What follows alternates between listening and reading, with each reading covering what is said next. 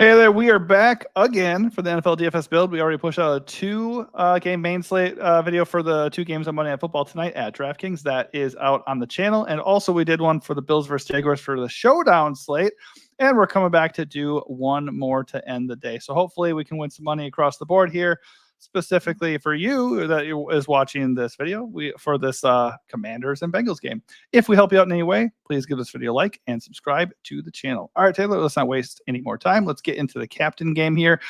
As we're starting to build our lineups and set our exposures to players, who are you prioritizing for this Commanders-Bengals game in the captain slot? It's very close. As of now, I have 32% Jamar Chase, and I have 31% Joe Burrow. Washington is a team you can pass on. We saw it all last year. We've seen it again this year. Daniel Jones kind of torched them a little bit last week. And Baker Mayfield did in week 1. So they don't seem to be any better this season. Cincinnati looks like shit, but tough matchup against KC last week. They did look a little better than they did in week 1 against New England, who is not a bad defense, even though they are a bad team overall. So not too concerned. T. Higgins coming back, in theory, should help Chase and Burrow. Defenses can focus less attention on Chase, in theory. He's playing plenty of snaps. He hasn't done anything so far, and he's a bit of a dick, but he's explosive. He's good. He's probably the best skill player in this game. So getting to him a lot in captain. Burrow, self-explanatory for the same reasons. Beyond those two, it's kind of a hodgepodge, mixing and matching randos. Jaden Daniels would be next on my list. Yep, I'm not going to waste any time. I'm 100% with you on Chase and Burrow. The only reason why I wouldn't be captaining them is because they are going to be very chalky. But the ownership actually is a little bit split because Jaden Daniels surprisingly comes in with the most ownership right now.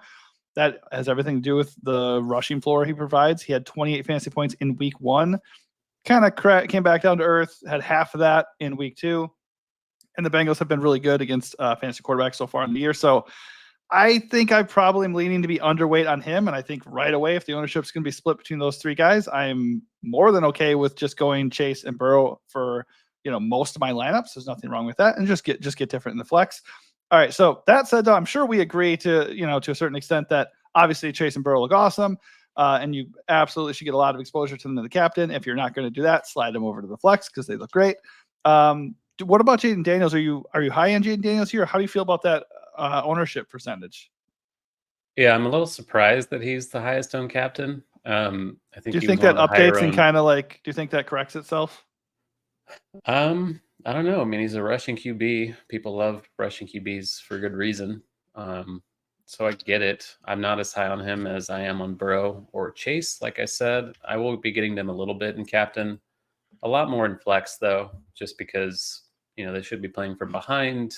They didn't score a touchdown last week, but they moved the ball pretty well throughout the entire game against the Giants. So tougher spot this week. I just don't think a rookie QB in a tough matchup on the road on Monday Night Football is the greatest spot to be captaining a guy.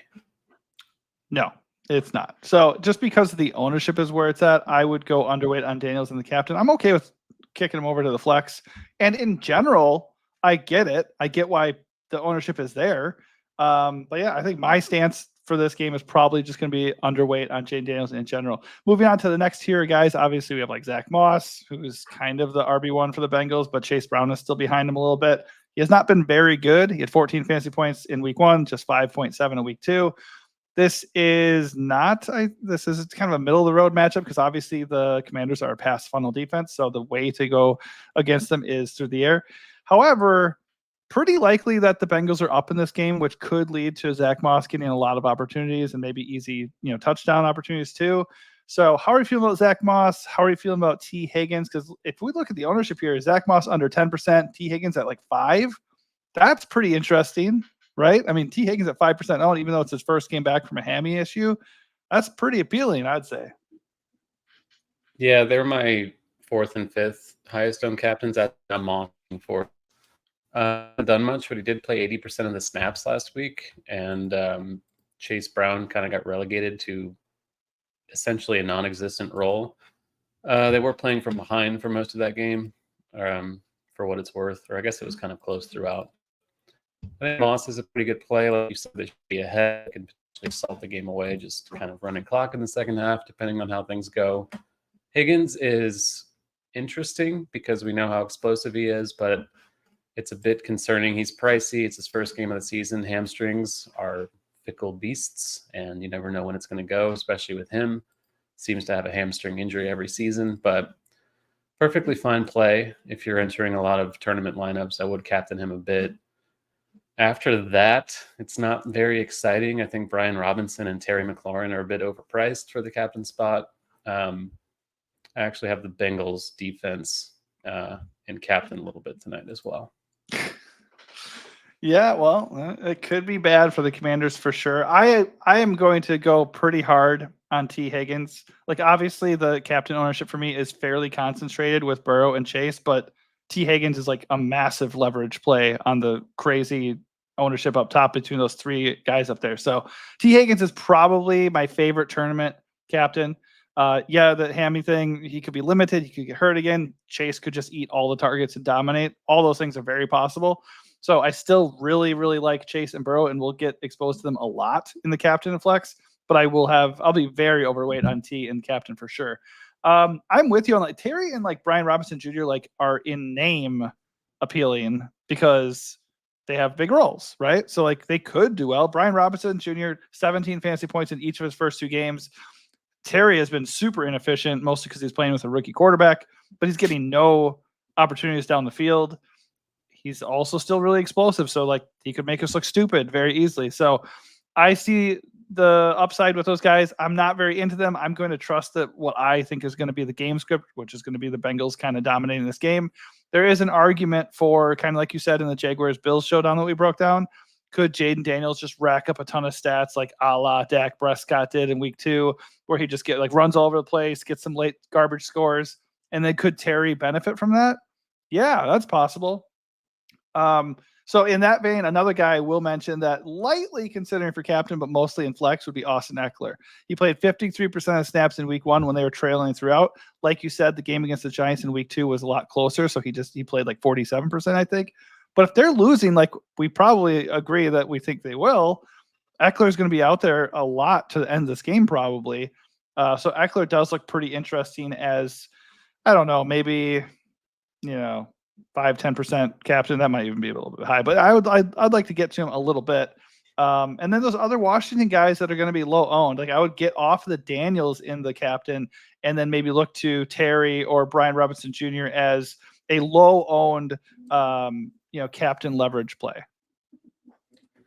Yeah, I'm not really getting to Eckler at all, even in flex. So that might be something I'm doing a bit different from the field. Noah Brown is a cheapie, I think is okay. Played nearly a third of the snaps last week. It was his first game of the season. They do kind of have a lot of random receivers once you get past McLaurin with De'Ami Brown, Luke McCaffrey, Zacchaeus, and the gang. But Noah Brown, we saw last season, has some big play potential. So if you're gunning for something like that, I think he's an okay cheapie. I do have him in one captain lineup as of now. Yeah, that is obviously a major guessing game. I agree that if you're going to do that, Brown is probably my preferred option to punt with a Commanders receiver if you want to do that. Nobody else really looks safe. McCaffrey had no targets last week. Zacchaeus, De'Ami Brown, like these guys are more like flex punts for me. I think at least Brown has proven that he can get it done. Only other guy I'll mention here would be the tight ends. Actually, are 2 guys. Do you have any interest in Mike Gesicki or Zach Ertz being slid into captain? No. Totally fair. All right, let's kick over to flex before we wrap this up. Obviously, a lot of the guys we discussed are going to be pretty high owned, most notably Burrow, Daniels, Chase, and then obviously you have Moss and Higgins and McLaurin. Those guys all are going to be pretty owned in flex, and they should garner some ownership in the captain slot. Are there any other guys in here that you maybe don't want to captain, but you have no problem getting to in the flex slot? You said you were going to be underweight on Eckler. He's not even carrying that much ownership, only 17%. And I think in the flex, he's pretty cheap. What's his price? 7.4. It's not that cheap, but still, I don't mind him in the flex. And like I said, a sprinkling of him in the captain. Is this a spot where you might consider guys like Gesicki or Ertz just because you know they're going to be out there? Yeah, I'm definitely getting to them more in flex because I'm not getting to them at all in captain. But yeah, I have some Gesicki. he was quite involved last week. Ertz, less so, just not as high on Washington in general, understandably. The tight end I actually have the most is Eric All Jr. at $200. Played over 50% of the snaps for the Bengals last week.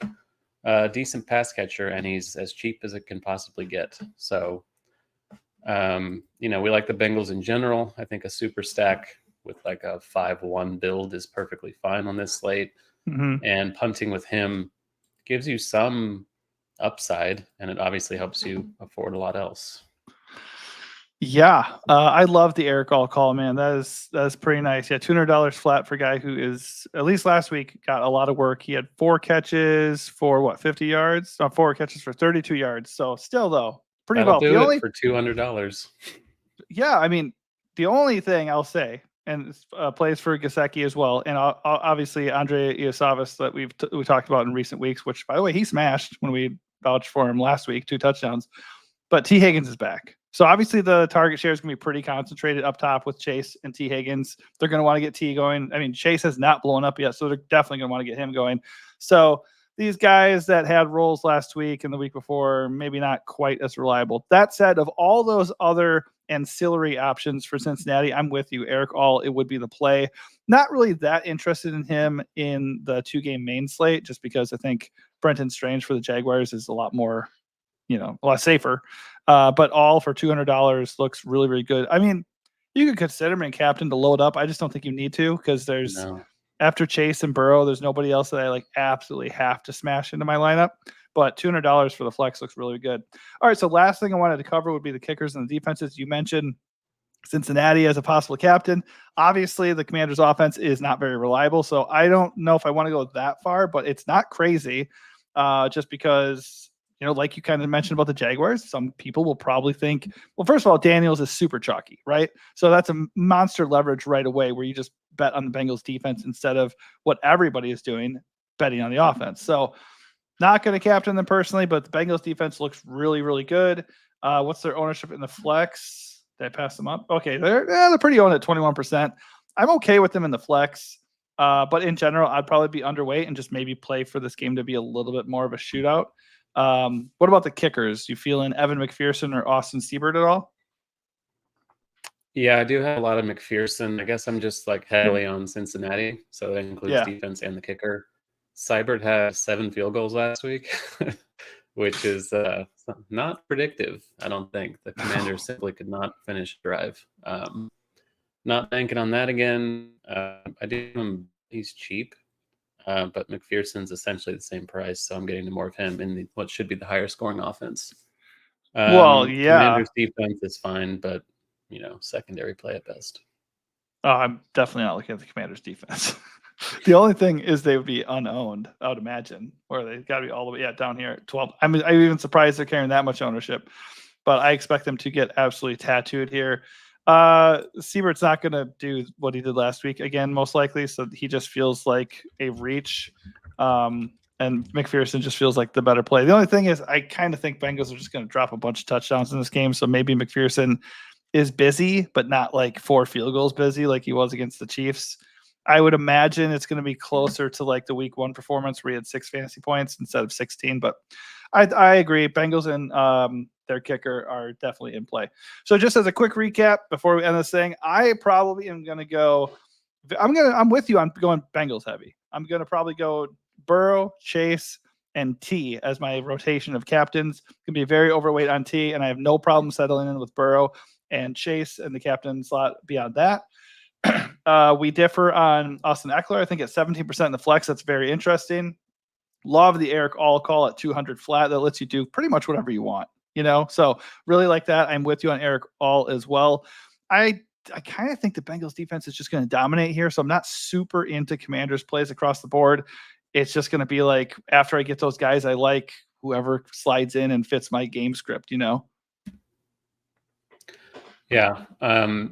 Like I'm into the Jacksonville side of the first game, but with this game, I'm pretty heavily on the favorite, which is not going to be contrarian, of course, but leaning into it, just kind of hoping for a pretty one-sided result and that Jaden Daniels just doesn't murder me in garbage time.